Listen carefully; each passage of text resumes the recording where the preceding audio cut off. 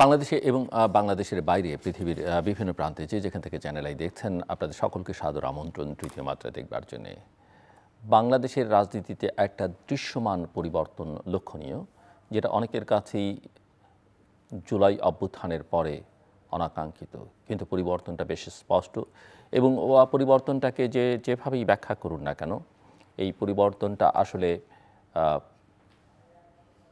অস্বীকার করবার কোনো সুযোগ নেই। আমরা সম্প্রতি দেশের সর্বোচ্চ বিদ্যাপীঠ ঢাকা বিশ্ববিদ্যালয়ে কেন্দ্রীয় ছাত্রছাত্রী সংসদ ডাকসুর নির্বাচন দেখলাম। আমরা দেশের সবচেয়ে প্রগতিশীল বিশ্ববিদ্যালয় হিসেবে পরিচিত জাহাঙ্গীরনগর বিশ্ববিদ্যালয়ের ছাত্র সংসদের নির্বাচন দেখলাম এবং আরও কিছু ছাত্র সংসদ নির্বাচন সামনে রয়েছে বিভিন্ন বিশ্ববিদ্যালয়ের। ফলাফলগুলো মোটামুটিভাবে স্পষ্ট যে কী হচ্ছে, কী হতে যাচ্ছে। এই বিষয় নিয়ে আলোচনা এবং এর সঙ্গে জাতীয় রাজনীতির নানা প্রসঙ্গ নিয়ে আলোচনার জন্য আমার সঙ্গে স্টুডিওতে রয়েছেন, আমার বায়ে বসা আছেন বাংলাদেশের কমিউনিস্ট পার্টি সিপিবির সাবেক সভাপতি, কিন্তু আজকে তাকে আমি এই পরিচয়টা তার জন্য খুবই গৌণ, কিন্তু আবার ইতিহাসের বিবেচনা এবং আজকে যে প্রসঙ্গ নিয়ে আলোচনা করতে চাই সেই বিবেচনা অত্যন্ত গুরুত্বপূর্ণ। তিনি স্বাধীন বাংলাদেশের প্রথম ঢাকা বিশ্ববিদ্যালয় কেন্দ্রীয় ছাত্রছাত্রী সংসদ ডাকসুর নির্বাচিত সহসভাপতি, ডাকসুর সহসভাপতি মুজাহিদুল ইসলাম সেলিম আমার বায়ে বসা। আমার ডানে আরেকজন প্রাক্তন ছাত্রনেতা, অত্যন্ত সুপরিচিত ছাত্রনেতা হিসেবে তিনি কাজ করেছেন রাজনীতিতে, ছাত্র রাজনীতিতে, এখন জাতীয় পর্যায়ে রাজনীতিতে আছেন। বাংলাদেশ জাতীয়তাবাদী দল বিএনপি চেয়ারপারসনের উপদেষ্টা আতর রহমান ঢালী। স্বাগত আপনাদের দুজনকে তৃতীয় মাত্রায়। কারোর প্রতি পক্ষপাত বা কারোর প্রতি কোনো বিদ্বেষ ছাড়াই আমি প্রশ্নটা আপনাদেরকে করতে চাই, দুজন কি স্বাধীনতোত্তর বাংলাদেশে, বিশেষ করে ঢাকা বিশ্ববিদ্যালয় এবং জাহাঙ্গীরনগর বিশ্ববিদ্যালয়কে আমরা টানতে পারি, ছাত্র সংসদ নির্বাচনের যে ফলাফল আমরা দেখলাম, অনেকে অনেকভাবে ব্যাখ্যা করছেন, কেউ কেউ এর মধ্যে কারচুপি এটা সেটা, কিন্তু মোটামুটিভাবে এটা যে ফলাফল আমরা দেখলাম এবং তাতে করে কি মনে হচ্ছে যে অনেকেই মনে করছিলেন যে বাংলাদেশের রাজনীতি একটা ভিন্ন গন্তব্যের দিকে, বিশেষ করে জুলাই পরিবর্তনের দিকে যাচ্ছে, পর থেকে যাচ্ছে। সেই বক্তব্যটাকে কতখানি শক্তিশালী বা সমর্থন করে এই ফলাফলগুলো? মিস্টার মুজাহিদুল ইসলাম সেলিম। অসংখ্য ধন্যবাদ।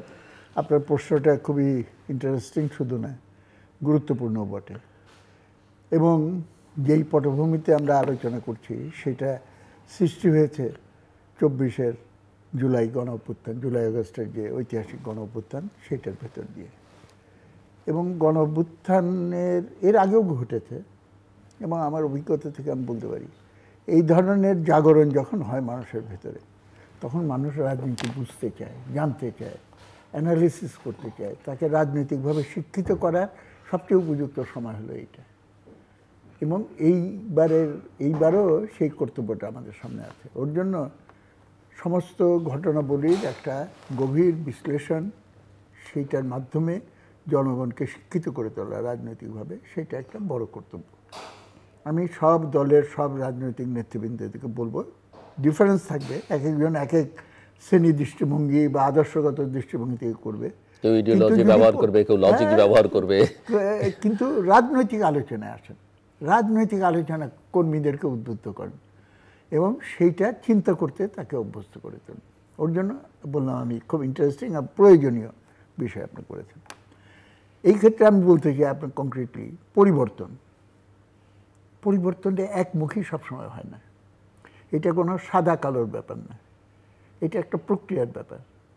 এবং পরিবর্তনটা সম্পর্কে প্রথমেই আমাদের বলে নেওয়া উচিত, পরিবর্তনটা অনেক সময় সামনের দিকে হয়, অনেক সময় পেছন দিকে হয়, আর বেশিরভাগ সময় যেটা হয় যে একই জিনিস তার মৌলিক চরিত্র বজায় রেখেই তার একটা নূতন সংস্করণ আমাদের সামনে হাজির করে, যে আমি নূতন হয়ে তোমার সামনে উপস্থিত হলাম, কিন্তু দেখা যাবে ভেতরে একই, মানে new wine, old wine in a new bottle, ইংরেজিতে যেটাকে বলা হয়।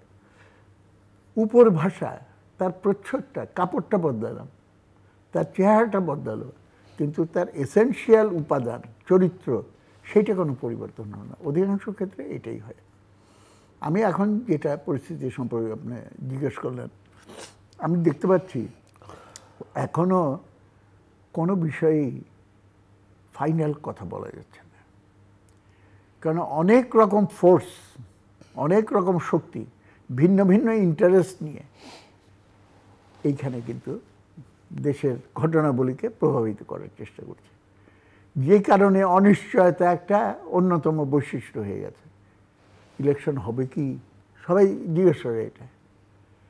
নেপালে দেখেন এত বড় একটা ঘটনা ঘটে গেল, নতুন অন্তর্বর্তীকালীন সরকার এসে বলে দিল যে মার্চ মাসের এত তারিখে আমি ইলেকশন করব। সবাই 5 তারিখ হ্যাঁ, সবাই একমত, সবাই আশ্বস্ত। সবাই আশ্বস্ত হলো, মানে অন্য কোনো অজুহাত ফাঁক রাখলো না। কিন্তু যখনই একটা ভ্যাকিউম তৈরি হয়, শূন্যতা তৈরি হয়, তখন সেই শূন্যতাটা হয়তো তৈরি করলো জনগণ, ছাত্র জনতা। এইবার যেটা হয়েছে, এরাই হলো নায়ক, যে কোটি কোটি ছাত্র জনতা রাস্তায় নেমেছিল। কিন্তু এই ঘটনা ঘটে যাওয়ার পর, আওয়ামী সরকারের বিদায়ের পর, তখন এই শূন্যতাটা কে দখল করবে এই প্রতিযোগিতা লেগে গেল। ডালির মনে থাকতে পারে এরশাদের পতনের পর আমাদের যে 3 জোটের রূপরেখা, সেই অনুযায়ী তার পতন হলো। কিন্তু পতনের পর আমি সেটা ড্রাফট করেছিলাম, 3 জোটের আচরণবিধি সম্পর্কে একটা অঙ্গীকার।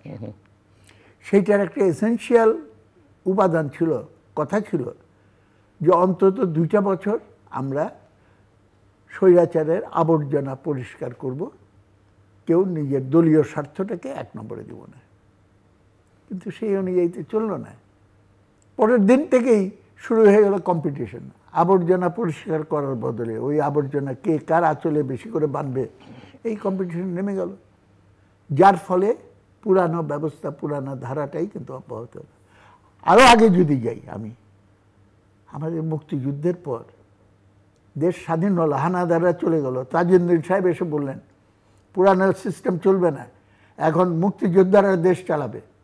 সমস্ত মিলিশিয়া ক্যাম্পে নাম লেখান, ওইখান থেকে আমি আর্মি রিক্রুট করব, পুলিশ রিক্রুট করব, ব্যাংকার রিক্রুট করব, আমার ডিসিএসপি রিক্রুট করব, সিভিল সার্ভিস রিক্রুট করব। আমরা বলব ওয়েল অ্যান্ড গুড, কিন্তু এটা করার জন্য প্রভিশনাল রেভলিউশনারি গভর্নমেন্ট করেন, সবাই পার্টিসিপেটিং। বঙ্গবন্ধু মুক্ত হয়ে এসে বললেন সব বাদ, আমরা সব ব্রিটিশ সিস্টেম অভ্যস্ত, এই দেশের মানুষ, আমাকে ব্রিটিশ সিস্টেমে যেতে হবে। উনি প্রেসিডেন্টের দায়িত্ব ছেড়ে দিয়ে প্রাইম মিনিস্টার হলেন, প্রাইম মিনিস্টার বানালেন, প্রেসিডেন্ট বানালেন। তো যার ফলে ডিসকন্টিনিউটির মাধ্যমে আমরা নতুন পথে যাত্রা করব, এইটা প্রতিস্থাপিত হয়ে গেল। কন্টিনিউটিটা কীভাবে বজায় রাখতে পারি, এবং কন্টিনিউটি বজায় রাখতে যে হলো কারখানার জাতীয়করণ হলো, অ্যাডমিনিস্ট্রেটর নিয়োগ করলে হলো ওই কারখানার পুরানা মালিককে। পুরানা মালিক ইন্টারেস্টেড যে এটা আবার প্রাইভেটাইজ করা হোক, সমস্তটা এমনভাবে পরিচালনা করলো যাতে এটা লস দেখানো যায়। সুতরাং কন্ট্রাডিকশনটা তো চলতে থাকলো। আমাদের এখন যেটা হয়েছে, পরিবর্তন সম্পর্কে একটা বললাম যে 3 রকম হয়, এটা বুঝতে হবে। সেকেন্ড হলো রাজনীতিতে কোনো পরিবর্তন কোনোদিন সফল হতে পারে না যদি পুরানো রাজনীতির যে অর্থনৈতিক ভিত্তি, সেটাকে যদি আমরা পরিবর্তন না করেন। ফ্যাসিস্ট স্বৈরাচারের একটা অর্থনৈতিক সিস্টেম আছে, আপনি সেই সিস্টেম বজায় রেখে এখানে গণতন্ত্রের ফুল ফোটানোর চেষ্টা করেন, হবে না। এবং তার আগেও দেখেছি আমরা, এখনও তো আমি চোখের সামনে দেখতে পাচ্ছি। আপনি চান আর না চান, এত সুন্দর সুন্দর ছেলে, এত ওয়ান্ডারফুল লিডারশিপ দিয়েছে, কিন্তু সিচুয়েশন, পরিস্থিতি, সিস্টেম আপনাকে নিয়ে যাবে তদবির বাণিজ্যের দিকে, আপনাকে নিয়ে যাবে বিরাট বিরাট মার্সিডিজ, অমুক কী বলে BMW গাড়ি, অমুক সমক রূপায়ণ টাওয়ার, এইসবের দিকে যুক্তি আসবে। যুক্তি এসে যাবে আপনার কাছে যে আওয়ামী লীগ আর বিএনপির তাকে যদি ঠেকাইতে হয় তো এরকম করা ছাড়া তো উপায় নেই, এবং এইটার জায়গায় চলে যাবে। এখন ইউনিভার্সিটির কথায় খুবই দুঃখজনক, আমি লজ্জায়, একেবারে দুঃখে, বেদনায় যে শিবির এখানে ঢুকতে পারলো, এবং এইটাকে টোটালিটিতে আমাদের দেখতে হবে। আপনি যেটা বলেছেন ওটা কারেক্ট, কিন্তু ওইটা আমি আর একটু জোর দিয়ে বলতে চাই, এইটা মিটাকুলাসলি প্ল্যান। এই যে শব্দটা মাস্টার মাইন্ড, এই শব্দগুলোর কিন্তু অর্থ আছে। এইটা কিন্তু ইন্ডিকেট করে এনিথিং ক্যান বি ডান, যদি অতি সূক্ষ্মভাবে নিখুঁতভাবে আমি পরিকল্পনা করি, এনিথিং ক্যান বি ডান। মানে যেটা ওই যে প্রথমত অনেক সময় আমরা রাজনীতিতে বলি, রাজনীতি কেবল জনসমর্থনের বিষয়, এটা স্ট্র্যাটেজি ট্যাকটিক্সেরও বিষয়। এইটা আমি ইউনিভার্সিটিতে, এবং ইউনিভার্সিটিতে আগে ইলেকশন করতে হবে, এই যে চাপটা আসলো তখনই আমরা বুঝেছিলাম। এরশাদের সময় আমি স্মরণ করে দিতে চাই দেশবাসীকে, এরশাদের সময় এই কথাটা উঠেছিল যে উপজেলা ইলেকশন আগে দেব। আমরা বলেছিলাম না, আগে জাতীয় নির্বাচন দিতে হবে। উনি বললেন যে আমি ডিসেন্ট্রালাইজেশন, বিকেন্দ্রীকরণ করছি। আমরা পাল্টা বললাম যে আমরা গণতান্ত্রিক বিকেন্দ্রীকরণ চাই, কিন্তু আপনি যেটা করছেন সেটা তো হবে স্বৈরাচারের বিকেন্দ্রীকরণ। সুতরাং আমরা এটা করবো না, আগে ডেমোক্রেটিক পরিবেশ আপনি করেন না করলে কি হয় সেটা আমরা দেখেছি। এবং গুরুতর অনেক অভিযোগ আছে, ইনক্লুডিং কাউন্টিং মেথড থেকে শুরু করে মার্কটি, সেই সব ডিটেলস আমি যেতে যাচ্ছি না।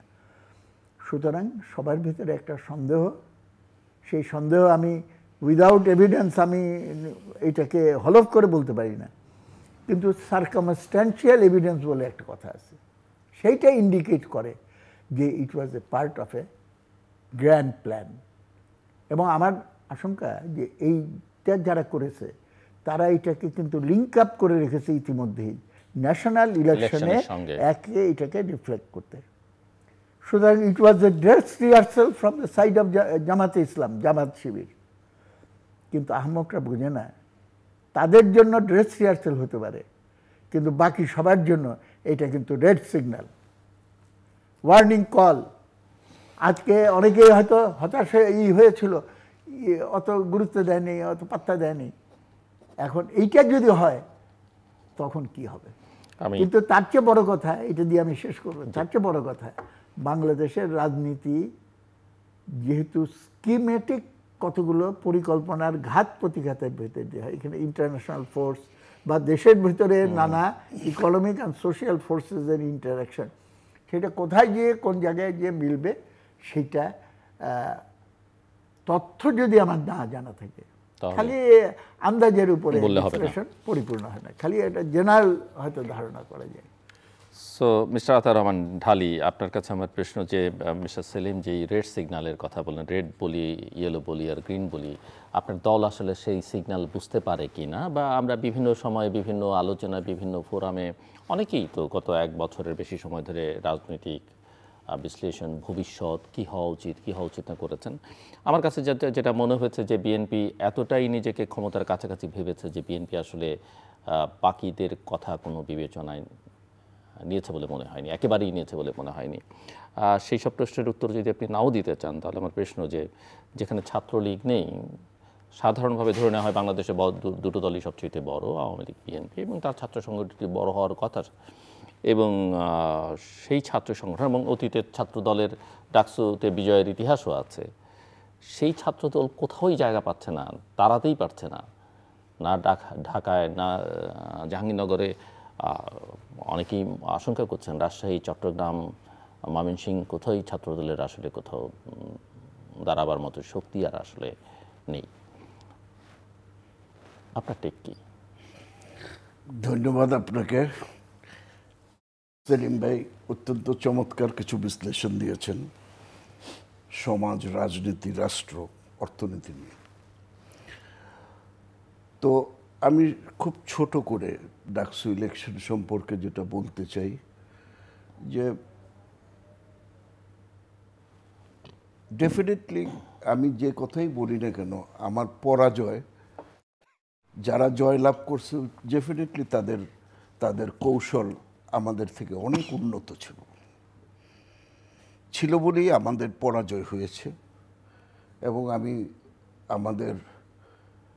আমি স্পষ্টই বলতে চাই, আমাদের এ ধরনের মানে 5ই আগস্টের পরে আমাদের যা যা ছাত্র সংগঠনের যা যা করা দরকার ছিল, সেই কাজগুলো দলীয়ভাবে বলেন আর ছাত্র সংগঠনগত ভালো বলেন, আমাদের মানে আমরা করতে পারিনি। আমরা বিভিন্নভাবে মানে এটার জন্য সমস্যাও ছিল, যেমন দীর্ঘদিন আমরা ক্যাম্পাসের বাইরে ছিলাম, 5ই আগস্টের পরে ক্যাম্পাসের সাথে যে কানেকশনটা, এই কানেকশনটা আমাদের সাধারণ ছাত্রদের সাথে ওইভাবে হয়ে ওঠেনি, যেটা যেটা প্রতিপক্ষ বা যারা জয়লাভ করছে শিবির, তারা সেই কাজটা সাধারণের ভিতরে করছে। এবং সবচেয়ে উল্লেখযোগ্য দিক হইল, দেখেন সেলিম ভাই অত্যন্ত বিজ্ঞ ছাত্রনেতা হিসেবেও ছিলেন, এখন জাতীয় নেতা হিসেবেও। আপনাদের সময় বা এর আগে ডাকসু ইলেকশনে কোনোদিনই কোনো হল সিটেও কোনো স্বতন্ত্র দাঁড়ানোর কথা চিন্তা করতো না। প্যানেল দিয়ে তো ডাকসু দূরের কথা, স্বতন্ত্র দাঁড়ানোর চিন্তা করতো না। কিন্তু এখন এবার দেখেন স্বতন্ত্রদেরও বিজয় হয়েছে এবং তাদের ভোটের ইটা দেখেন, স্বতন্ত্ররা আসছে। সেই ক্ষেত্রে আমাদের যে কৌশল নেওয়ার, মানে আমরা যেহেতু ক্যাম্পাস আর মানে কিন্তু আমাদের আপনার দলের, আমি শুধু ছাত্র দলই বলছি না, আমি জাতীয় মানে বিএনপির বিভিন্ন পর্যায়ের কেন্দ্রীয় নেতাদের সঙ্গে কথা বলে, বিভিন্ন পর্যায়ের এবং গুরুত্বপূর্ণ নেতাদের সঙ্গে কথা বলে, তো সবাই খুব কনফিডেন্ট ছিলেন, আমরাই তো সব, আমরাই জিতবো, এরকম একটা ভাব, আমরাই তো করেছি।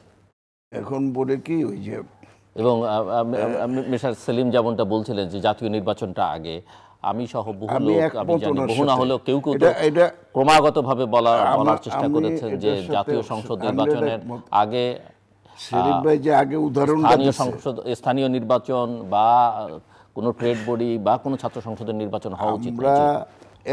বিএনপি এইসব কথা আমলে নেয়। এরশাদের ইলেকশন হইতে দেয়নি আমরা সারা দেশে, সেলিম ভাই মনে আছে না, উপজেলা ইলেকশন আমরা বয়কট করেছি, যে নো আগে, যেটা সেলিম ভাই হরতাল হলো, বিরাট কখনই এটা হয় না। আপনার মূল এর বাইরে যখনই কিন্তু এই আমার প্রশ্ন, এই ঘটনাবলিতে হয় না, বিএনপি তো সায় দিচ্ছে, বিএনপি চাইছে বলেই হচ্ছে না, ভুল তো আছেই আমাদের ডেফিনেটলি। আমি আমার বলতে কোনো দ্বিধা নেই। বিএনপি ডিসেম্বর থেকে ফেব্রুয়ারিতে গেল, আমি আমাদের কোনো আলোচনা ছাড়াই গেল তার সঙ্গে। অনেক সময় রাজনীতিতে দেখা যায় আপনার মূলনীতির ভুল হয়ে যায় যদি কৌশল ঠিক না থাকে। কৌশল রাজনীতিতে অত্যন্ত একটা ইম্পর্টেন্ট জিনিস। সেই কৌশলগত ভুল আমাদের মূলনীতি সবই তো ঠিক আছে, আমাদের 31 দফা আছে, যেটা একটা ট্রিমেন্ডাস 31 দফা আছে, কিন্তু কোথায় আমরা এগুলোকে আমাদের ছাত্রদের কাছে আমার মনে হয় যে ওইভাবে নিতে পারি নাই। আমরা ব্যর্থ হয়েছি, ছাত্রদের মন বুঝতে ব্যর্থ হয়েছি। তাছাড়া দেখা যায় ডাকসু ইলেকশনে অতীতেও জোট করে ইলেকশন হয়েছে, এখানে যারা সমমনা যাদের নিয়ে আমরা আন্দোলন করলাম, যারা জিতেছেন তারা ভোটেই জিতেছেন, এখানে কনস্পিরেসি বা অন্য জিনিসের মধ্যে আমি যাচ্ছি না, হয়তো এগুলো আছে বা নেই। আমার প্রশ্ন যে ঢাকা বিশ্ববিদ্যালয়ে ছাত্র শিবির বা জামাত সমর্থকরা এভাবে বিজয়ী হবে বা জাহাঙ্গীরনগরের মতো একটা প্রগতিশীল ইউনিভার্সিটিতে, নিশ্চয়ই এই কার্যকারণগুলো একটু খুঁজে দেখা দরকার, যে কেন মানুষ তাদেরকে বা দেশের সর্বোচ্চ বিদ্যাপীঠের ছেলেমেয়েরা নিচ্ছে, আপনাদেরকে এখানে প্রত্যাখ্যান করছে। আমি দেশে ছিলাম না, আমি শুনেছি যে জাহাঙ্গীরনগর বিশ্ববিদ্যালয়ের ছাত্রদলের যিনি ভিপি প্রার্থী ছিলেন, একটি মেয়েদের হলে তাকে ঢুকতেও মেয়েরা দেয়নি। আমি দেখেন, এই যে আমাদের রাজনৈতিক দল হিসাবে বিএনপি এবং আমাদের নীতি নির্ধারকদের কিছু কিছু হয়তো এক্ষেত্রে মানে পরিকল্পনার অথবা চিন্তা চেতনার ক্ষেত্রে কিছুটা ত্রুটি তো ছিলই। মানে এখন তো হয়েছে কি যে, মানে victory has many fathers, defeat has none. কেউ দায়িত্ব নিতে চাইবে না, এটাই হচ্ছে স্বাভাবিক। কিন্তু দায়িত্ব তো দেশ, জাতি এবং জনগণের স্বার্থে দায়িত্ব আমাদের নিতে হবে। কারণ শিবির যেভাবে যে কৌশলে এখানে এগিয়েছে, এটা তো আগেই বোঝা উচিত ছিল যে ইলেকশনটা কেন আমরা রাজি হইলাম। এটাও তো, হ্যাঁ জি বলুন। যে কথাটা সেলিম ভাই বলছে, যে কথাটা বলতেছিলাম, সেটাও আমাদের একটা কৌশলগত ভুল ছিল, আমাদের ভিতরে ওভার কনফিডেন্স।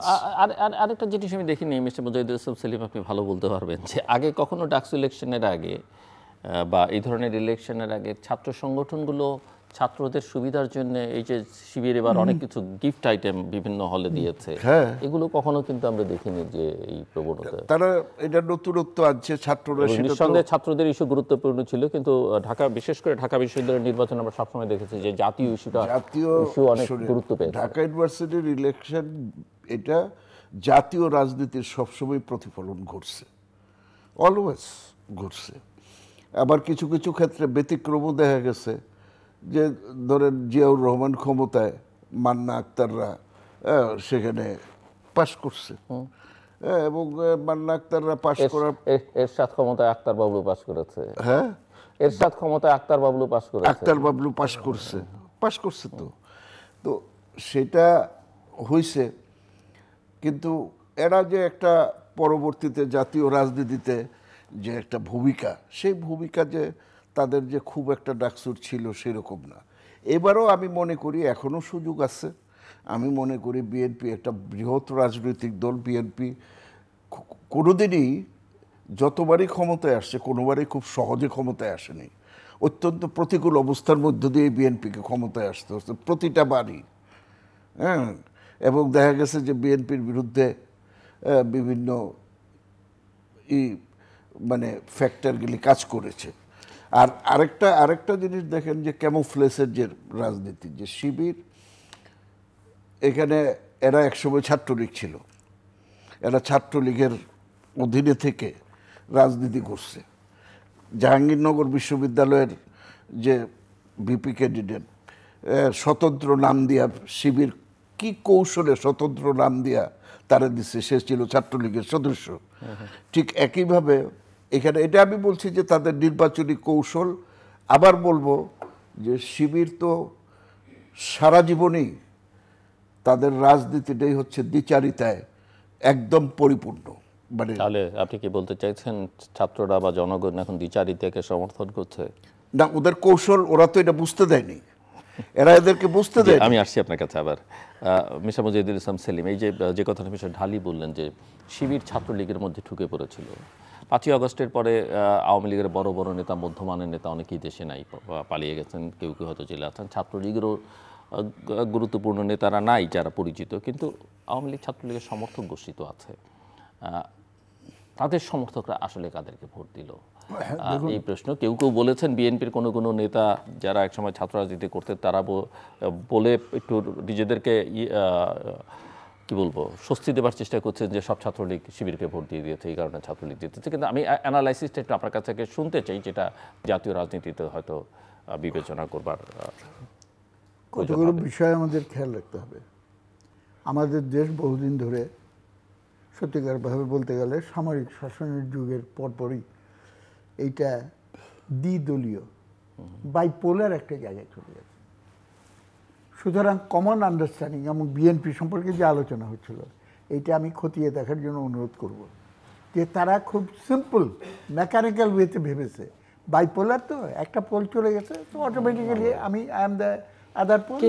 কিন্তু আপনার এই কথা সূত্র ধরে এই আলোচনাটা তো ছিল শুরু থেকেই যে আওয়ামী লীগকে মাইনাস করা হচ্ছে, এখন বিএনপিকে মাইনাস। কারণ আপনি যদি এনসিপি নেতাদের বা এই যে সরকারের যে ছাত্র নেতারা ছিল, তারা তো প্রথম দিন থেকেই বিএনপির বিরুদ্ধে, কারণ আওয়ামী লীগের এক ফ্যাসিবাদ গেছে আর কাউকে অন্য কোনো ফ্যাসিস্টকে যায় দেখা, তো বিএনপি তো বোঝাই উচিত ছিল, বোঝা উচিত ছিল। কিন্তু এইটা তো ভিন্ন ইস্যু। তাহলে পরে করণীয়টা হলো এইটা যাতে বিএনপির উপরে কোনো আঘাত না আসতে পারে, ওর জন্য গো সফট, তুমি দেখাও যে তুমি কোনো না, তাহলে পরে পাবলিক ওপিনিয়নের জায়গা থেকে বিচার করলে এটা তো সবটাই তো আমার কাছে চলে আসবে।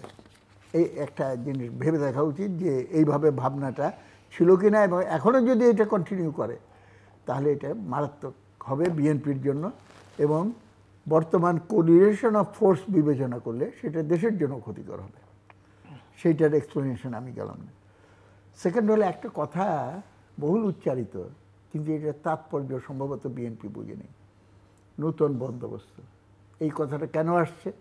এইটা যে বাইপোলারের নেগেশনে আসছে, এবং নতুন বন্দোবস্ত বলে আপনি যখন এটাকে ডিফাইন করছেন না যে কারা এটার অ্যাক্টার্স, তখনই কিন্তু আপনি একটা ছদ্মবেশী শক্তি যে নিজের পরিচয় গোপন রেখে পর্দার ভেতর থেকে এই নতুন সাপের বন্দোবস্ত, মতো। নতুন বাংলা, যেমন হ্যাঁ, এইরকম তত্ত্বাবধায়ক নানাভাবে মানে অন্তর্বর্তী সরকারের প্রধান একদিন আগেও বলেছেন যে নতুন জন্ম হবে বাংলাদেশে, হ্যাঁ, নতুন নবজন্ম, জন্মে নবজন্ম। নবজন্ম। নবজন্ম মানে কি? মানে নবজন্ম কি? তো আমাদের দেশকে পিছনে নিয়েও তো নতুন করে জন্ম দিতে পারে, এর সামনের দিকে, এটা আমি বলে আসছি। সুতরাং ওই কথাটা ডিফাইন না করে তো হয় না। আর দেখেন, আমার একটা অভিযোগ আমি দেশবাসীর কাছে করতে চাই। এত বড় গণ অভ্যুত্থান, এত লোক মারা গেল, এটার নাম হলো বৈষম্য বিরোধী গণ অভ্যুত্থান। বৈষম্য দূর করতে পারে এরকম কোনো ডাইরেক্ট অ্যাকশন এই গভর্নমেন্ট নিয়েছে? শ্রমিকের জন্য নিম্নতম মজুরি, জাতীয় নিম্নতম মজুরি দিয়েছে। আমার চা বাগানের শ্রমিক এইবার বেতন বেড়েছে 8.5 টাকা দৈনিক মজুরি, অর্ধেকটা ডিমের সমান। এক কাপ চায়ের দামও হয় না। তো এইরকম পরিস্থিতি। কিংবা হায়েস্ট এখন এই যে বেতন কমিশন করেছে, নতুন করে করবে, তো what will be the proportion, highest salary and lowest স্যালারির প্রপোর্শন কী হবে? এইটা স্বাধীনতার পর একটা বড় ডিবেট ছিল। 1:5 হবে না 1:6 হবে? আমাদের দাবি যেটা ছিল সেটা সরকার মানে নেই, সম্ভবত সে 1:5-এর ভিতরে চলে গেছে। আপনার দাবি ছিল 1:3। জানি না আপনার যার সাথে আমার খেয়াল আছে যদ্দূর। না, আমাদের ছিল 1:5, 1:5। যে হায়েস্ট যদি 10,000 টাকা হয় তাহলে পরে মিনিমামটা হইতে হবে সেই প্রপোর্শনে 5% আর কি। যাই হোক, এখন এইগুলো হলো, কেননা ইতিহাস বলে রাজনীতি হলো অর্থনীতিরই ঘনীভূত প্রকাশ। Without changing the economic basis আপনি কিন্তু যেতে পারেন না। তো নতুন বন্দোবস্ত খালি খুবই এফিশিয়েন্টলি আমি একটা অ্যাডমিনিস্ট্রেটিভ সেট আপ করলাম, কিন্তু হোয়াট পারপাস? অর্থ গরিব থেকে বড় লোকের কাছে ধাবিত হবে, না বড় লোক যেটা চুরি করে নিয়ে গেছে সেটা উদ্ধার করে গরিবের দিকে ধাবিত হবে? বৈষম্য দূর করতে হলে আপনি এখন যেটা চলছে এটাকে রিভার্স করে দিতে হবে। তাহলে আপনাকে এন্টায়ারলি নিউ ফিলসফি, এবং ইট উইল লিড টু, আমাদের ভাষায় আমরা যেটা বলি, বললেই সবাই বলে যে এই গতানুগতিক কথা বলছেন, শ্রেণী সংগ্রামের জন্ম দেবে অবধারিতভাবে। হবে শ্রেণী সংগ্রাম, সেটা সশস্ত্রপথ হবে, হয়ে যাবে যদি আপনি এটাকে ডেমোক্রেটিক্যালি ডিবেটের ভিতরে না যান, যদি ট্রেড ইউনিয়ন অধিকার না দেন, তাহলে পরে তো তখন বিদ্রোহের দিকে চলে যায়, যেটা আমরা নেপালে দেখলাম। আচ্ছা, এখন আমি যেটা একটু আপনার কাছ থেকে বুঝতে চাইছিলাম যে ছাত্রলীগের ভোট, হ্যাঁ, তার সমর্থকদের ভোট, সরি, এখন হলো এই কালচারগুলো যদি আমরা কন্টিনিউ করি, আমরা যদি বলি yes there was a fascist dictatorship, now we will have a benevolent dictatorship, খুব আমি এটা ভাবতে বলবো। এবং বাংলাদেশের মানুষ যদি যথেষ্ট পরিমাণে সচেতন না হয়, তাদের ভিতরে একটা স্লেভ মেন্টালিটি এই বহু যুগ ধরে জমতে জমতে জমতে জমতে দেখবেন মানুষ, ভাই আমার জমিদার একসময় ছিল, আমার জমিদার, তোর জমিদার কত বড়, কারণ তোর জমিদার খালি জুতা দিয়ে পেটায় আর আমাদেরকে গাছের সঙ্গে বাঁধে। মানে কোন জমিদার বেশি অত্যাচার করে এবং আমি বেশি অত্যাচারী জমিদারের অধীনে আছি, এইটাই সে ক্রেডিট বলে মনে করে।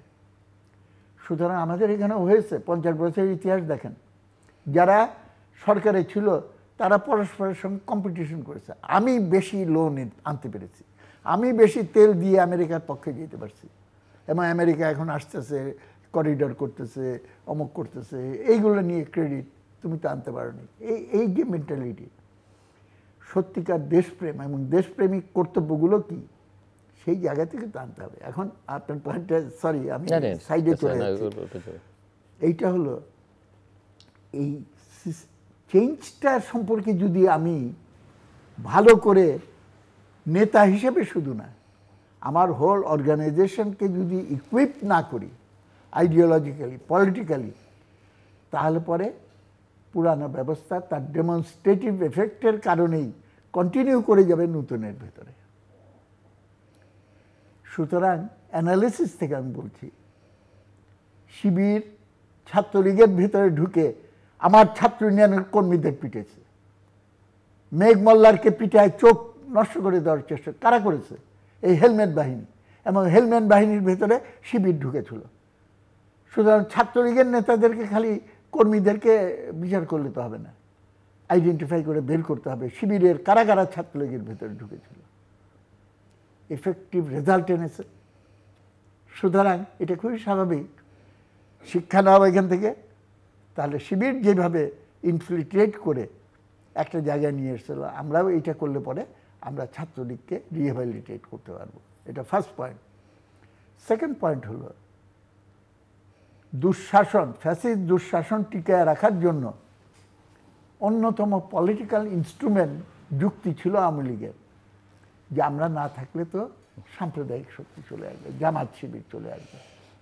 ওর জন্য জামাত শিবিরকে ঠেকাইতে হলে সেইটার জন্য আমি 100 জন মানুষকে হত্যা করলেও সেটা জামাত শিবিরকে ঠেকানোর জন্য করেছি। মুক্তিযুদ্ধের চেতনায় আওয়ামী লীগের ভাষায় একটা বিকৃত বয়ান দিয়ে এটা করেছি। তারা অবশ্য বিএনপিকে ট্যাগ করে রাখতো, জামাত শিবিরের সঙ্গে বিএনপি জামাত। এখন সুতরাং আওয়ামী লীগ তার এক্সিস্টেন্সের এবং প্রয়োজনীয়তাটাকে এস্টাবলিশ করার জন্য, পলিটিক্যালি এস্টাবলিশ করার, মানুষকে বোঝানোর জন্য, এই দেখো আমি না থাকায় এখন জামাত শিবির উঠে আসছে। সুতরাং এইটা পসিবল, আমার কাছে শাস্তি প্রমাণ নাই, অ্যানালিসিস থেকে বলছি। এইটা যারা নাকি নীতি আদর্শটাকে সেকেন্ডারি মনে করে তাদের পক্ষে পসিবল, তাদের পক্ষে পসিবল যে ঠিক আছে জামাতকে জিতায় আনি, শিবিরকে জিতায় আনি। কন্ট্রোল হয়তো রাষ্ট্র ক্ষমতার ব্যাপারে হুবহু একই জিনিস করবে না, কিংবা করবে কি না আমি বলতে পারি না, সেটা যদি আরও অন্য কোনো জায়গা থেকে অন্য কোনো প্ল্যান হয়। কিন্তু এইরকম একটা আশঙ্কা হিসাবও কিন্তু আমাদের রাখা উচিত। তবে আমি আবার বলছি যে আমার কাছে এটা নিয়ে কোনো তথ্য প্রমাণ নেই, আপনার অ্যানালাইসিস, আপনার বিশ্লেষণ। এবং অতীতের অনেক ঘটনা কিন্তু এরকম হয়েছে। মৌলানা ভাসানী ইলেকশন বয়কট করলো 1970 সালে। অনেকে বলে ওইটা নৌকা মার্কাকে জিতে আনার জন্য, যাতে এটা না হয়। কিন্তু মনে হবে যে খুব বিপ্লবী, উনি ভোটের বাক্সে লাথি মারা অংশ, ভোটের আগে ভাত চাই স্লোগান দিল আর কি, বিপ্লবী স্লোগান। ভাবটা বিপ্লবী, কিন্তু ওইটা দিয়ে রেজাল্ট হলো অন্যদিকে। আমাদের সাধারণ বুদ্ধিতেও দেখি ক্যারাম বোর্ড, স্ট্রাইকার মাটি ডান দিকে যায় বা গুলি দিয়ে, আমি বুঝতে পারবেন না। এবং চালাক যারা ফুটবলেও দেখবেন কিক করে এরকমভাবে, ফাইনাল পাটা যাবে এইদিকে, মনে গলি মনে করবে যে এইদিকে যাচ্ছে। এইটা হলো ট্রিক্স অফ দ্য গেম। যারা রাজনীতিটাকে একটা ইভেন্ট ম্যানেজমেন্ট হিসাবে বিবেচনা করে, তার প্রায়োগিক জায়গাটাকেই আদর্শের জায়গাতে নাই। ওর জন্য আমার দিক থেকে বা আমাদের দিক থেকে আদর্শের প্রচার, সেটা এর দ্বারাই হোক আর ওর দ্বারাই হোক, যত বেশি সেই ডিবেটে আমরা ইনভলভ করতে পারবো। কিন্তু অনেক ক্ষেত্রে তো মনে হয় যে আপনি বলছিলেন মিস্টার মুজাহিদুল ইসলাম সেলিমের কথা, শুধু আদর্শের কথা, কিন্তু আদর্শ লজিকে তো আপনারা বিবেচনা করেন না। মানে অনেক কিছুই তো খুব লজিক্যালও বলে মনে হয় না। এবং এখন যদি আলোচনাটাকে আমরা এই নির্বাচনের সঙ্গে, জাতীয় নির্বাচনের সঙ্গে মিলিয়ে দেখবার চেষ্টা করি, আমরা দেখছি যে জাতীয় ঐকমত্য কমিশনের মেয়াদ আরও বাড়ানো হয়েছে। এবং আমরা দেখছি যে জামাতের নেতৃত্বে, আমি খেলাফত মজলিসের নেতারও বক্তব্য দেখলাম যে তারা ইসলামিস্ট ফোর্সেস সবাই ঐক্যবদ্ধ হচ্ছে এবং তারা কিছু কর্মসূচিও ঘোষণা করেছে ইতিমধ্যে। সো কোথায় আসলে যাচ্ছে শেষ পর্যন্ত? আবার সরকারের লোকজনের বক্তব্য দেখছি পৃথিবীর কোনো শক্তি একদিনও নির্বাচন পেছাতে পারবে না, যদিও তারিখ ঘোষিত হয়নি এখনও, তারপরও মানে ফেব্রুয়ারির মধ্যে নির্বাচন হবেই। আবার কেউ কেউ এটাও বলছেন, আপনার দলের নেতারাও বলছেন যে আঞ্চলিক নিরাপত্তা, জাতীয় নিরাপত্তা বিঘ্নিত হবে ফেব্রুয়ারিতে নির্বাচন না হলে। সেনা প্রধানও তো বলছে, সেনা প্রধানও তো বলছিল যে সার্বভৌমত্ব, ওইটা অনেক আগে বলেছেন উনি, অনেক আগে অনেক কথা বলেছেন। উনি তো অনেক কথা বলেছেন যে আপনাদের, আমাকে পরে দায়ী করতে পারবেন না, আপনাদের এইসব কাজ ছড়াছড়ি বন্ধ করেন, নিজেরা বাঁচানোর জন্য উনি বলে গেছেন। জাতীয় নিরাপত্তা বিঘ্নিত হতে পারে, উনি আগে বলেছেন, সেটা অনেক আগে বলেছেন। এবং উনি তো এটা ডিসেম্বরের মধ্যে নির্বাচনের কথা বলেছিল না, যদিও আপনারাই প্রথম সেখান থেকে সরে গেছেন, বলতেও সরে গেছেন। তো হ্যাঁ, সেখানে আমাদের ইতিহাস একদিন প্রমাণিত হবে এগুলো। আপনারা ঠিক ছিলেন না, ভুল করেছেন। এখানে আমার কাছে যে সেলিম ভাই এখানে আছে, মুরব্বী মানুষ, কি বলবো, আমরা একসময় বাম রাজনীতির সাথে যুক্ত ছিলাম। দুর্ভাগ্য আমাদের যে আজকে জামাত শিবির যারা এদেশের 71 সালের, দুর্ভাগ্য মনে করেন কেন? দেশের জনগণ আপনার গণতন্ত্রের জন্য লড়াই করছেন, লড়াই করেছেন এবং মানুষ যদি তাদেরকে চায় আপনার আপত্তি সেটা দুর্ভাগ্য এটা হয়, জার্মানিতে দেখছেন তো হিটলারও ভোট দিছে জনগণ, মুসলিনীকেও দিয়েছে। মুসোলিনিকেও দিয়েছে। তো এগুলোকে তো অনেক সময় এগুলোকে গণতন্ত্র বলা চলে না। আপনার দেশের ভবিষ্যৎ কি হবে? তাহলে কি শেখ হাসিনার মতো ইঞ্জিনিয়ার্ড ইলেকশন করতে হবে? যদি এখন অনেকে মনে করে এগুলো, ওইটাকে আমি সমর্থন করি অনেকে না। মনে করে আপনার এখনো ওই প্রবণতাই আছে, সেলিম ভাই সেই কথাটা প্রবণতা থেকে ঠিক। বাংলাদেশ বেরোতে পারেনি। এইটা হাসিনা, শেখ হাসিনা উনি তার ক্ষমতাকে পাকাপোক্ত করার জন্য ওগুলি আওড়াইছে। আন্তর্জাতিক কমিউনিটিকে এটা কিছু আন্তর্জাতিক কমিউনিটিও কিছু কিছু এটা খাইছে তার, এটা নাহলে উনি এতদিন দীর্ঘদিন ক্ষমতায় থাকলো কেমনে? ডেফিনেটলি খাইছে। আমি অন্যেরটা জানি না, ইন্ডিয়া তো খাইছেই, ভারত তো তারটা খাইছে। এবং আমার জানা মতে লাস্ট 7ই জানুয়ারির যে ইলেকশন হয়েছে, ইলেকশনের আগে যে ইয়েতে দিল্লিতে যে বৈঠক হয়েছে 2x2, সেখানে আমেরিকাকে তো বুঝাইতে সক্ষম। আমেরিকানরা ওই সময়ে এই ত্রুটিপূর্ণ নির্বাচনটা মনে হয় চাইছিল না, আমার থেকে আপনি ভালো জানেন। ত্রুটিপূর্ণ নির্বাচনটা 7ই জানুয়ারি চাচ্ছিল না। তাদেরকে কনভিন্স কে করেছে? তাদেরকে এই কথা বলেই কনভিন্স করা হয়েছে যে এখন ইলেকশন এখানে বন্ধ করলে এখানে মৌলবাদীরা ক্ষমতায় আসবে, এখানে এই কট্টরপন্থীরা ক্ষমতায় আসবে। তাই আন্তর্জাতিক কমিউনিটি তো এখানে খেলাধুলা তো করবেই। আমাদের দেশকে নিয়ে সবসময় খেলছে, এখনও খেলছে। এবং আমরা রাজনৈতিক দলরা কতটা দেশপ্রেমিক না, এগুলো প্রমাণিত হয় ক্ষমতায় গেলে। না, কিন্তু একটা জিনিস তো বোধহয় ঠিক যে বিএনপি আসলে পলিটিক্সটা ধরতে পারছে না, পলিটিক্সে বেশি মনোযোগ দেয় নাই। 1 বছরও আগেরটা বাদই দিলাম। এবং ট্যাকটিক্যালি স্ট্র্যাটেজিক্যালি খুবই অপরিণত বললেও ভুল বলা হবে কিনা।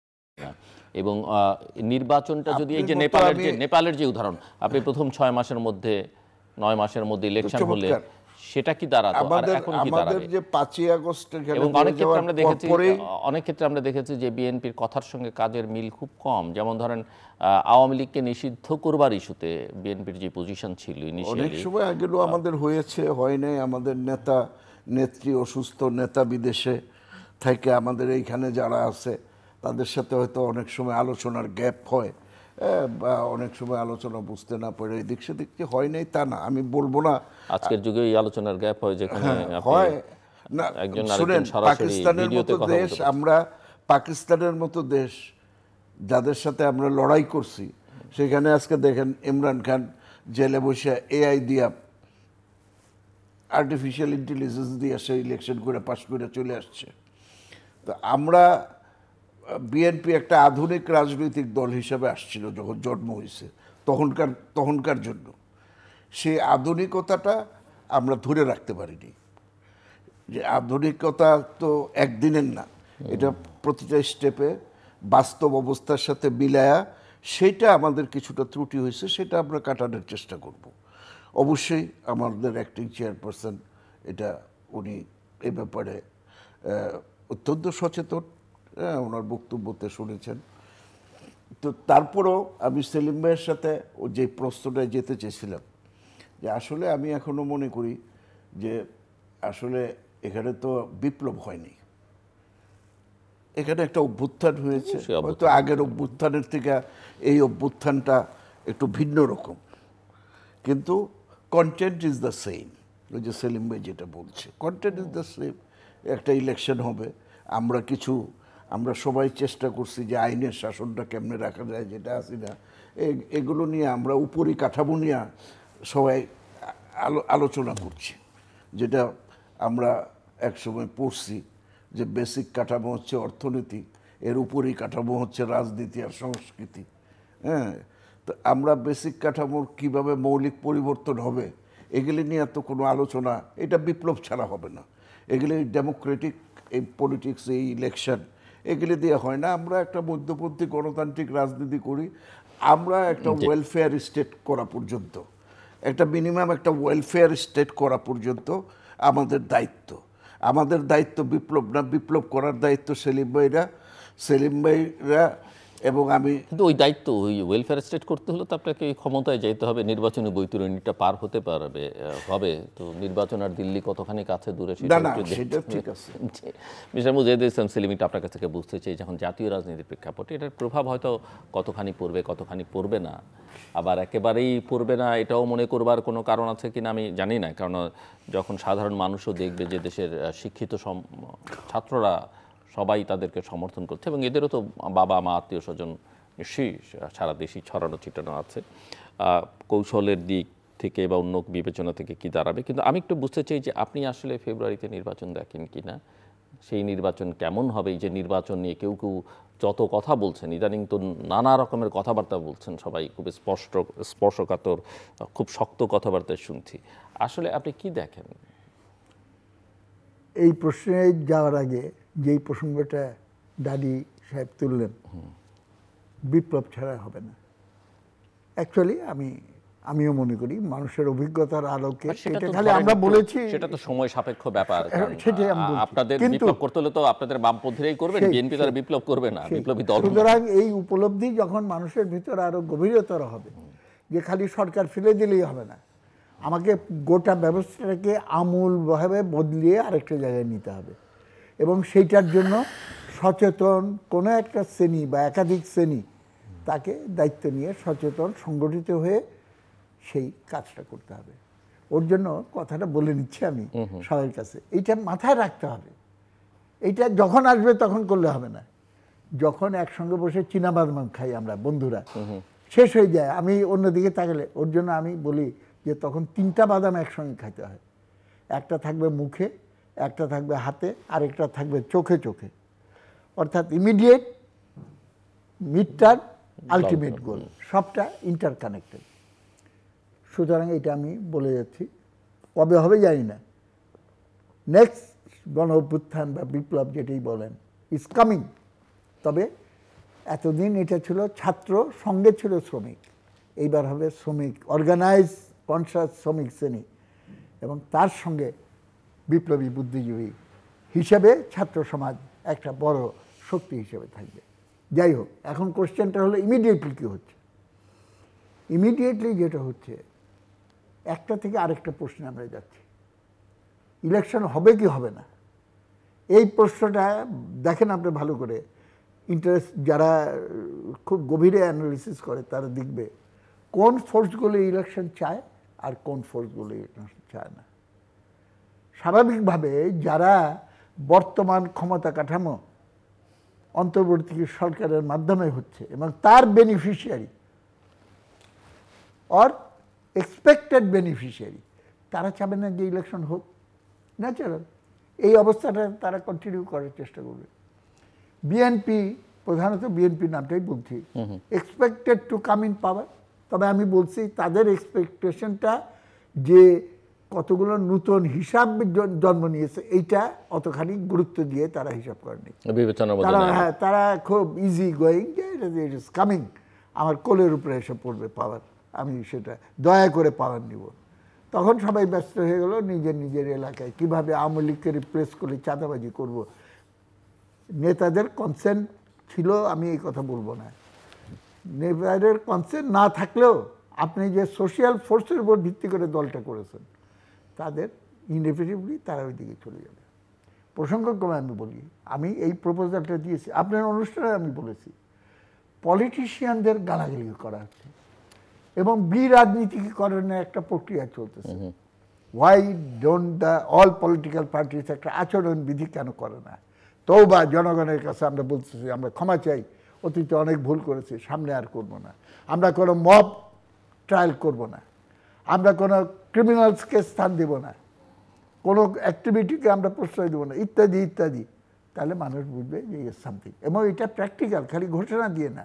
আমরা একটা কন্ট্রোল রুম করলাম, সেই কন্ট্রোল রুম থেকে সঙ্গে সঙ্গে রেজাল্ট আসবে, আর আমাদের একটা বাহিনী থাকবে সেখানে যে ইন্টারভিউ করবে with the assistance of the state apparatus. কথার কথা আমি বললাম, তাহলে পরে মানুষের কনফিডেন্স ফেরত আসতো। কিন্তু রাজনীতিবিদ বলতে তো আওয়ামী লীগ বিএনপি বুঝতো, আওয়ামী লীগ ফিনিশ, এখন ওর জন্য -2 জায়গায় এরকম চলে যাচ্ছে, আসছে যারা করতে চায়। এখন ইলেকশন হবে কি হবে না এটা নিয়ে আনসার্টেনিটি ছিল, হইতে চায়।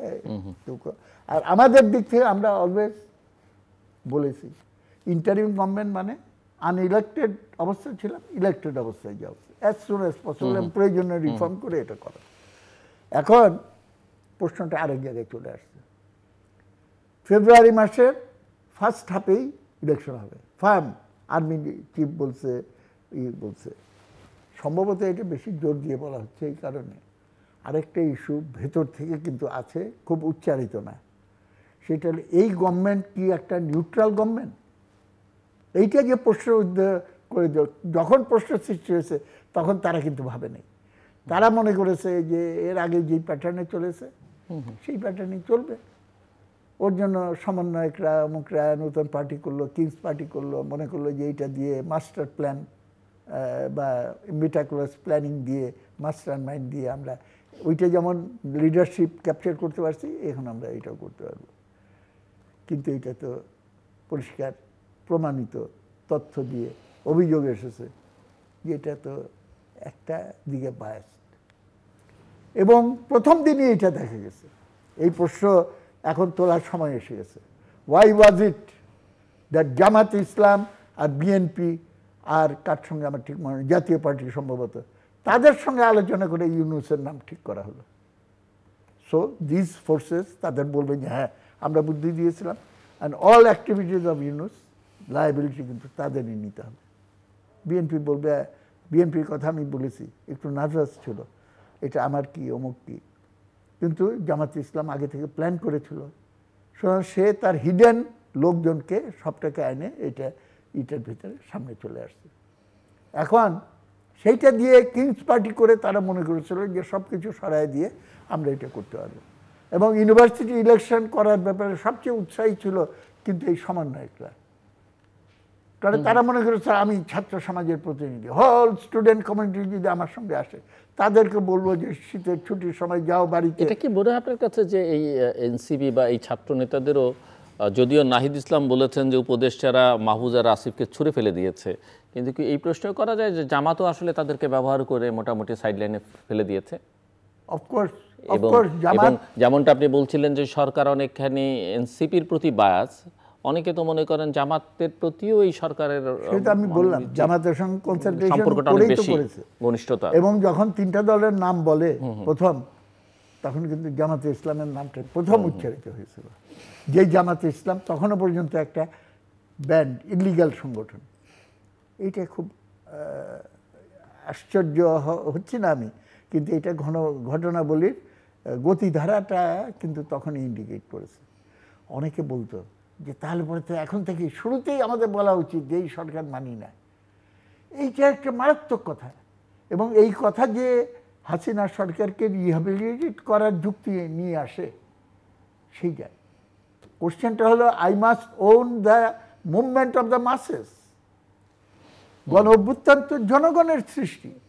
এই কবিতা আমি বলেছি, রথযাত্রা, রথ ভাবে আমি দেব, পথ ভাবে আমি, মূর্তি ভাবে আমি দেব, হাসে অন্তর্যামী। এখন পাবলিকের ঘরে পাঠিয়ে দিয়ে আমি হলো পাবলিকের প্রতিনিধি, আমি হলো ছাত্র সমাজের প্রতিনিধি, দেখাও এখন তুমি ছাত্র সমাজের প্রতিনিধি। সেটা সরাই দিয়ে শিবির চলে আসলো, তোমাকে তাহলে দায়িত্ব নিতে হবে। এখন কোশ্চেনটা ওর জন্য চলে আসছে কার অধীনে হবে। সব দল অন্তর্বর্তীকালীন তত্ত্বাবধায়ক সরকারের অধীনে নির্বাচন ছাড়া, নিরপেক্ষ তত্ত্বাবধায়ক সরকারের ছাড়া নির্বাচন অবাধ নিরপেক্ষ হতে পারে না। Necessary but not sufficient condition. Sufficient হতে হলে আমরা হয়তো এখানে সবচেয়ে আগে স্ট্রেস করবো যে টাকার খেলা, পেশি শক্তি, প্রভাব, সাম্প্রদায়িক প্রচারণা, এগুলো করো। সুতরাং ইলেকশন হবে এইটা বেশি জোরে সোরে এখান থেকে বলা হচ্ছে। এই কারণেও হতে পারে যে তত্ত্বাবধায়ক সরকারের অধীনে নির্বাচন, এই জায়গাটা যাতে খুব জোরে সোরে সামনে না আসতে পারে। মানুষের মনে হয় আর রাখো, এটা তো হোক, তো কোনো bad election is better than no election, এইসব থিওরি আর আনার জন্য হয়তো করছে কিনা। সুতরাং এইটা আনলে পরে কিন্তু আরেকটা সিনারিতে আমরা চলে গেলাম। নতুন তত্ত্বাবধায়ক সরকারের কাদের দ্বারা গঠিত হবে সেইটা তো কনস্টিটিউশনাল অ্যামেন্ডমেন্ট তো নতুন করে যেগুলো প্রপোজাল ঐক্যমত কমিশনের, কিন্তু সেখানে আছে, ওখানে সেখানে আছে, না আমি বলতেছি, আদালতও একটা কিন্তু issue আছে, চলে সেটা যাচ্ছে। ব্যতি রেখেই আগের যে বিধানটা ছিল এইটাকে কেন্দ্র করে যে আদালতে বিচারাধীন, সেইখানে একটা জাজমেন্ট ডিউ সম্ভবত অক্টোবরে বা ইয়েতে, অক্টোবরে হিয়ারিং, অক্টোবরে হিয়ারিং হলে পরে হিয়ারিং করে কি জাজমেন্ট হয় সেটার উপরে হয়তো অনেক কিছু নির্ভর করতে পারে। মিস্টার আতাউর রহমান ঢালী, এখানে সেলিম ভাইয়ের সাথে একমত তো হইতেই হয় যে নির্বাচন বানচালের যে প্রচেষ্টা, প্রথমে বলি যে সরকার যখন খুব উচ্চ স্বরে কথা বলে, এতদিন দেখি নাই উচ্চ স্বরে কথা বলতে, নির্বাচন ওই সময়ে হবেই যখন বলে পৃথিবীর কোনো শক্তি নাই এই নির্বাচন ফিরাইতে পারে, তাহলে এটার অর্থ হলো ফিরানোর শক্তিটা আছে বলে এই কথাটা বলে। এবং যখন বেশি জোর দিয়া বলে, আমরা ছোটবেলায় না এখানে আবার আরেকটা ইস্যু আছে যে নির্বাচন তো সবাই চায়, আপনি তো নির্বাচনের বিরুদ্ধে না, কিন্তু আবার নির্বাচন চাইলে আবার আরেকটা ইস্যু আছে যেটা মিস্টার সেলিম উল্লেখ করলেন, নির্বাচনটা কেমন নির্বাচন, সেটাতে আসতেছি আমি। একটা নিরপেক্ষ নির্বাচন কিনা, ক্রেডিবল। প্রশ্নটা হলো যে আমাদের প্রধান উপদেষ্টা তো প্রথমেই নিরপেক্ষতা হারিয়েছেন, ওনার পৃষ্ঠপোষকতায় যদি একটা দল সৃষ্টি হতে পারে, তো এটাই তো, উনি তো নিরপেক্ষ, নির্দলীয় নিরপেক্ষ আমাদের যে শব্দটা ছিল, তো উনি তো আর নির্দলীয় রইলেন না। উনি যদি সমর্থন দিয়ে থাকে, আজকে এই নির্বাচন বানচাল করার জন্য জামাত সহ এনসিপিও সেখানে যেখানে যুক্ত হয়েছে, যখন এনসিপি যুক্ত হয় তাদের এই আন্দোলনের সাথে, তাহলে তো এনসিপির যদি এই সরকারের হয়ে থাকে, মানে তাদের বাই প্রোডাক্ট হয়ে থাকে, তাহলে কি এই সরকার কি নির্বাচন চাচ্ছে না? আমি ধরে নিতে পারি এই সরকারই কি নির্বাচন বানচাল করতে চাচ্ছে? যদি এনসিপি ওইখানে থাকে জামাতের সাথে, দেখেন কি আশ্চর্য একটা সম্মিলন, 8 দল, এবং তাদের দাবিটা কি? 4 দফা দাবির লাস্ট দাবি হলো এখন নতুন করে আসছে জাতীয় পার্টিকে নিষিদ্ধকরণ এবং পিআর দিয়ে তারা যে আলোচনা আসছে। আমি কালকে, সেলিম ভাই বোধহয় ছিলেন কালকের মিটিংয়ে না, আচ্ছা, কালকে যে মিটিং হয়েছে আমি যেটা শুনলাম, সেই মিটিংয়ে যারা পিআর চাচ্ছে সেরা মিটিংয়ে নাকি এই পিআর নিয়ে কোনো কথাই উত্থাপন করেনি। এই যে রাজপথে আদায় করবেন, মিটিং আদায় করবেন না, দাবি আদায় হবে রাজপথে। আগে তো জাতিকে জানানোর জন্য ওইখানে উত্থাপন করতে হবে, উত্থাপন করেনি, জাতিকে জানানো তারা রাজপথেই জানাবে, জানিয়েছেন। এই যে এখন যেটা হচ্ছে, এখন সরকারের ভূমিকা আমাদের দেখার বিষয় যে এনসিপি ওইখানে কি করে গেল, এই জায়গায় গেল কি করে। তাহলে আমরা ধরে নিতে পারি এর পিছনে মানে উপদেষ্টা পরিষদই আমি বলবো, কেউ তো প্রতিবাদ করেন উপদেষ্টা পরিষদের, ইউনূস সাহেব এবং উপদেষ্টা পরিষদ আমি আলাদা করে দেখি না। অনেকে আলাদা করে দেখতে চায়, আমি আলাদা করে দেখি না। তারা যখন তার সমস্ত কর্মকাণ্ড, উনি যখন 600 কোটি টাকা মাফ করে নিয়ে যায়, ওইটা নিয়ে করে নিয়ে যায়, তারা কেউ তো কোনো কিছু বলে না। তারা তো অর্থমন্ত্রী, অর্থ উপদেষ্টা তো কোনো কথা বলে না, কাজে তারা তো কেউ নিরপেক্ষ আছে বলে আমরা মনে করি না। এই নিরপেক্ষ না থাকার কারণে আজকে শেষ করতে হবে এই ষড়যন্ত্রের যে জালগুলো হচ্ছে। তবে আমরা বিশ্বাস করি এদেশের জনগণ সব সময়, সে পাকিস্তান টাইম থেকে আমরা দেখে আসছি ষড়যন্ত্র হয়েছে, হয়তো সাময়িক কি হয়েছে, আবার দেখেন এখানে নেপাল হয়েছে, আফগানিস্তান ইন্দোনেশিয়া হওয়ার পথে, ইন্দোনেশিয়া কাছাকাছি চলে আসছে। তো কাজেই কেউ যাতে না ভাবে যে কেউ সবাইরে জনগণ ম্যান্ডেট দিয়ে দিছে, এখনো ইলেকশন হয় না, ইলেকশন হইতে হবে দেশে। দেশে যদি ইলেকশন না হয় এবং নির্বাচন কোনো কারণে এই নির্বাচন পিছিয়ে যায়, তাহলে আমি অবশ্যই বলবো যে দেশ একটা গভীর সংকটের ভিতর দিয়ে যাবে। সেই সংকট থেকে উত্তরণ অত্যন্ত কঠিন হবে। অনুষ্ঠানের শেষ প্রান্তে আমরা সামাজিক যোগাযোগ মাধ্যম ফেসবুক, এক্স এবং ইউটিউবে তৃতীয় মাত্রা লাইভ স্ট্রিম হচ্ছে, আপনারা দেখতে পারেন। টেলিভিশনের পর্দায় দেখতে না পারলে যে কোনো সময় যে কোনো স্থান থেকে ইউটিউবে তৃতীয় মাত্রা চ্যানেলটি সাবস্ক্রাইব করে এই পর্ব বা পুরোনো পর্বগুলো আপনারা দেখতে পারেন। মিস্টার আতাউর রহমান ঢালী এবং মিস্টার মুজাহিদুল ইসলাম সেলিম, অসংখ্য ধন্যবাদ এই আলোচনা অংশ নেবার জন্য। দর্শক, আমার অতিথিরা সম্প্রতি অনুষ্ঠিত ডাকসু এবং জাকসু ইলেকশন এবং জাতীয় রাজনীতি নিয়ে আলোচনা করলেন। এটা মোটামুটিভাবে স্পষ্ট যে আশঙ্কাটা অনেকেই করছিলেন বিভিন্ন জায়গা থেকে যে বাংলাদেশকে বর্তমান সরকার এবং তার সঙ্গে সংশ্লিষ্ট একটা ভিন্ন ডিরেকশনে নিয়ে যাবার চেষ্টা করছে। আমরা এক ধারায় চলছিলাম, সেটা আমাদের যে আকাঙ্ক্ষার মধ্য দিয়ে বাংলাদেশের জন্ম হয়েছিল, যে স্বপ্নকে কেন্দ্র করে, হ্যাঁ সেখানে অনেক ব্যত্যয় আছে, বিচ্যুতি আছে, পিছিয়ে পড়া আছে, হঠকারিতা আছে, নৈরাজ্য আছে, কিন্তু তারপরও মানুষের স্বপ্নের জায়গাটা এক ধারায় ছিল। সেখান থেকে 24-এর এই বিশাল গণজাগরণ অভ্যুত্থানের পরে হঠাৎ করে একটা শক্তি পুরো বিষয়ের নিয়ন্ত্রণ নিয়ে একটা ভিন্ন ধারায় নিয়ে যাবার চেষ্টা করছে। এখন সেই ধারাটাকে আপনি পছন্দ করেন কি না করেন, সেই ধারা গণতান্ত্রিক কি অগণতান্ত্রিক, সেটা নিয়ে বিতর্ক থাকতে পারে। কেউ কেউ হয়তো বলতেই পারেন যে মানুষ পছন্দ করছে, আপনি আপত্তি করবার কে। কিন্তু এটা একটা মৌলিক বিষয়, এবং এই মৌলিক বিষয়ের সঙ্গে অন্য প্রসঙ্গগুলো আসে। যে প্রক্রিয়া এই ধারায় নিয়ে যাবার চেষ্টা করা হলো, যে প্রক্রিয়ায় যে জনসমর্থন দেখানো হচ্ছে, বা এই যে কৌশল, রাজনীতিতে যে কৌশলের ইস্যুগুলো, সেখানে কে কোন কৌশলে খেলছেন, বা কেউ বিষয়টাকে ধরতে পাচ্ছেন কিনা, বা কেউ পরিবর্তিত পরিস্থিতিটাকে কতটা অনুধাবন করতে পারছেন, এই বিষয়গুলো আলোচনার মধ্যে নিয়ে আসা অত্যন্ত জরুরি। তবে এটা স্পষ্ট যে বাংলাদেশ তার লক্ষ্য থেকে, স্বপ্ন থেকে, সেটা 71 বলি আর 24 বলি, 90 বলি, ক্রমশ দূরে সরে যাচ্ছে। এবং ভয়টা সেখানেই যে নির্বাচন নিয়ে যত কথা বলা হচ্ছে, যত শক্ত কথাবার্তা বলছে, সেই জায়গায় ভয়টা আসলে নির্বাচনটা ফেব্রুয়ারিতে হবে কি না, তার চেয়ে তো বড় প্রশ্ন নির্বাচন হলেও আদৌ সেটা নির্বাচন হবে কি না।